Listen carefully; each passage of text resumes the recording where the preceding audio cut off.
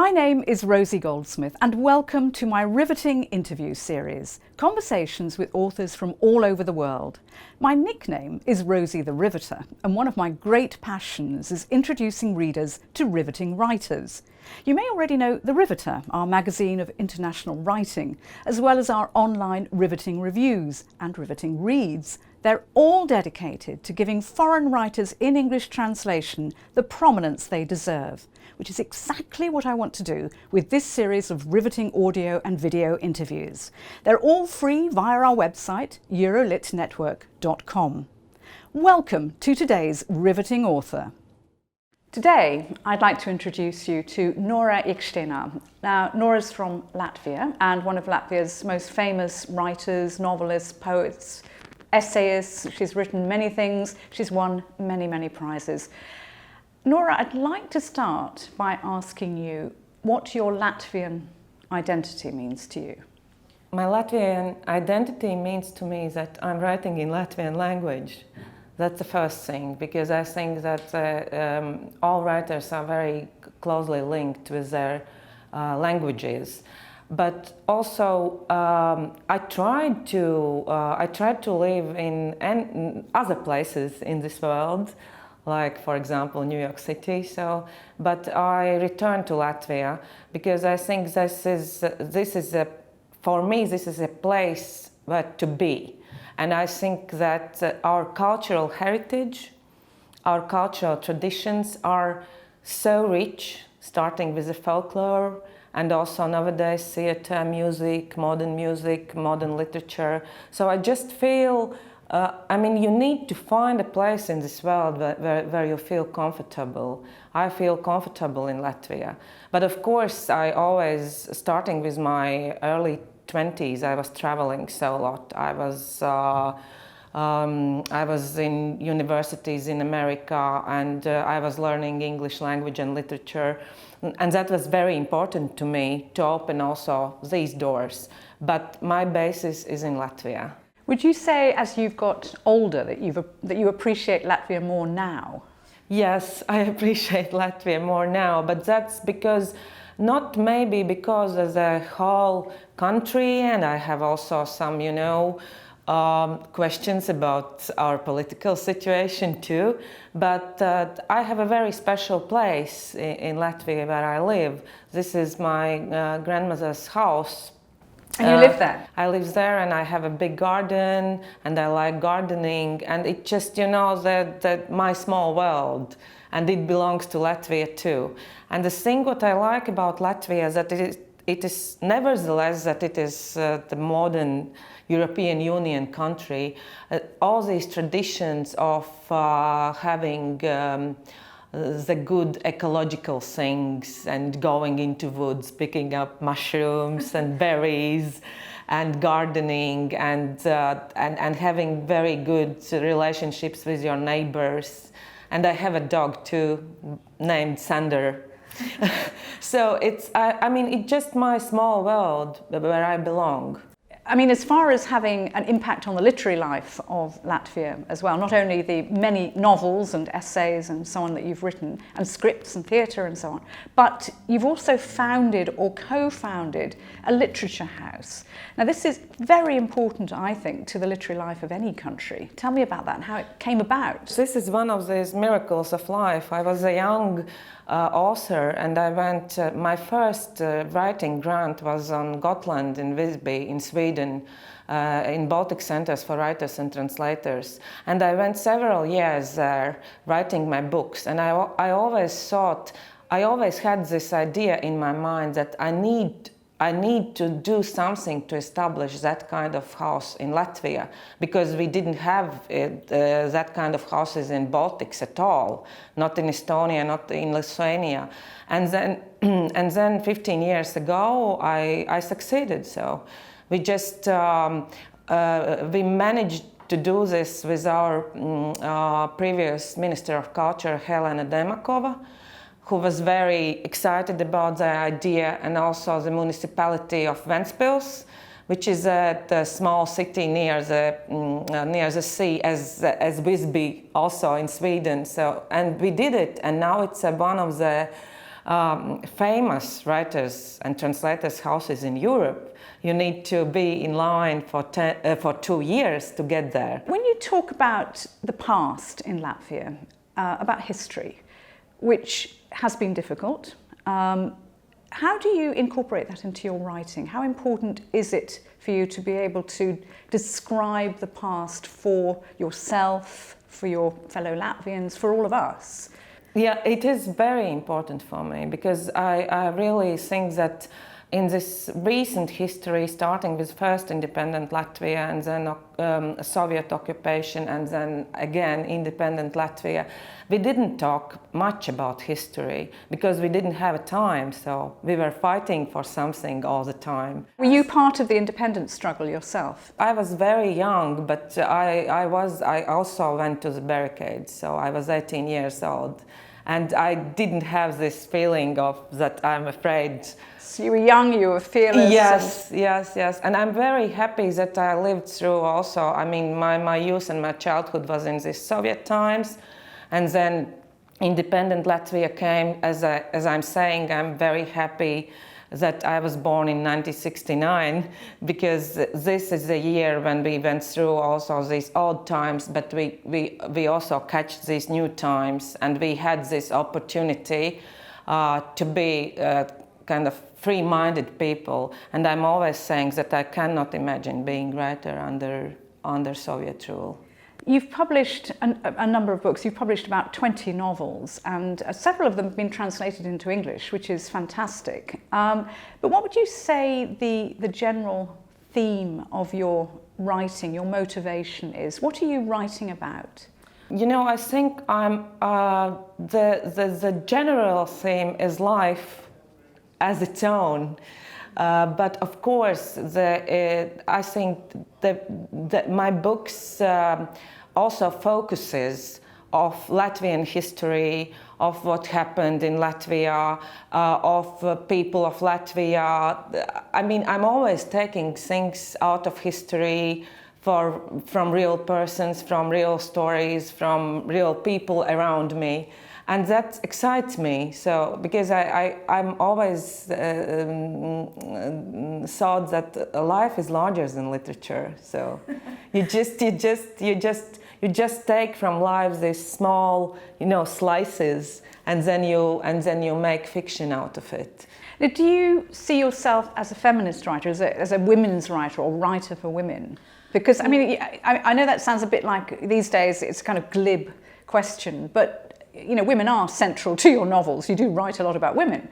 And they're very strong characters and very individual, very eccentric sometimes, like the doctor in Soviet Milk. Tell me about the women in your novels. I'm not a feminist, I'm feminine. So, and I always, this is my female voice. This is my female point of view. This is how I see this world. And I don't think that I need to pretend and to speak in another voice, that I feel comfortable telling the stories in this voice. And also it comes from our very ancient and old folklore tradition, because before Christianity, we had the very strong goddesses, like Nora, for example, who is responsible not only for the birth. Mara, yes, not only for the birth of child, but also for the death. So it's the whole life cycle, yes. So very much what you write about too, yes. Life and death, and I mean you write about so many issues, I think, which are very pertinent to women's lives, and I suppose men's lives as well. But it is, if I'm thinking of Soviet Milk, which is your most recent novel, which has been translated into English, an absolutely wonderful novel, been nominated for many prizes, including the EBRD Literature Prize, so a winner for that as well. But this novel is very special. There are two very special women in this novel. So you would even then not call it a feminist novel? No, I don't call it feminist novel. I think it's just a novel about unexpected love. and this love is between mother and daughter. And when I was starting to write this novel, and when I just it came so naturally to have these two voices, mother's voice and daughter's voice, and to speak in the first person. And it was not a very easy task, but when I was continued to writing, I felt that these two voices becoming one voice, and that was actually my aim. What I wanted to say is that all these, also the grandmother who is coming in, so all these three generations, it's like one voice of three periods of time in this particular situation. And it was when you are speaking in a first person, you are writing very honestly. You cannot hide, and that's why I call this book the black and white writing, like, you know, black and white movies. You cannot hide yourself, really. You need to speak very honestly, and you need to be also, as I was also in this book, a bit cruel towards my the history of my family, my own feelings, my own story. But I just wanted to share it very honestly. See, this is the interesting aspect of this book, that it is semi-autobiographical. It is a novel, but it is also your story as well. And the fact that you take on the first voice of the mother and the daughter, so you are the daughter in real life, and the mother is you. So you're imagining the whole time what your mother was thinking over 5 decades of her life. That must have been challenging, to say the least. It was a big challenge, and you know, but that's why I needed this the long distance. I thought about the book for 20 years, really. So starting with 1998, when I wrote my first novel, and the theme is actually the same, mother's daughter's thing, but it's a very metaphorical novel. And then I just, you know, it's like you are having in your mind this this story, and it grabs you, and you cannot get read free of this story. And then in one moment, I was just, you know, after 20 years, I was just starting to tell the story, and that was the perfect timing. Now, this story, which is the story of 5 decades of Latvia's history, but also of your mother's history and of your history growing up, is it's a very mixed story. It's of great beauty and, you know, wonderful childhood in a village and so on too. It's fantastic. The nature descriptions are great. But the story is a story of a very troubled woman, your mother, who did in real life die because she committed suicide. That must have been incredibly difficult for you to write about. It was very and incredibly, so to say, serious writing for me, emotionally, very, very difficult. But in a way, it was also kind of a psychotherapy thing for myself too. And now I see that it is also psychotherapy for so many readers, and surprisingly, not only in Latvia. Do you think that's why it's done so well? Because you've been travelling with this book for 2 years. Yes. It's been translated into so many languages and in English. Writing this book, writing Soviet Milk, it was also kind of a psychotherapy for me. And it turned out that it is not only for me, that it is for many people, not only in Latvia, but all over the world, even in Japan. Because now when I'm traveling with the book around, so I see that people are actually hiding their traumas. They don't want to speak about their traumas. And that's, I have a feeling that it was not like for me just to write one new book. It was my duty to write this book. You have written a lot, and you're, I don't think you're ashamed to say or worried about saying this, but you're going to be 50 this year, and which is a great milestone for any of us. And I think it's, you know, fantastic that this book has done so well. Do you think this is the book that you think is your... Do you think this book is your best? Yes, I think it's my best book, yes. I think the celebration of life in 1998 for the young writer... That was one of your first novels? Yes, I was 28 years old. It was a kind of a very big success story also, a very metaphorical novel. But in this novel, I feel myself grown up as a writer, and also I feel free in my language. I feel free in all the metaphors, and I feel free to tell the honest story.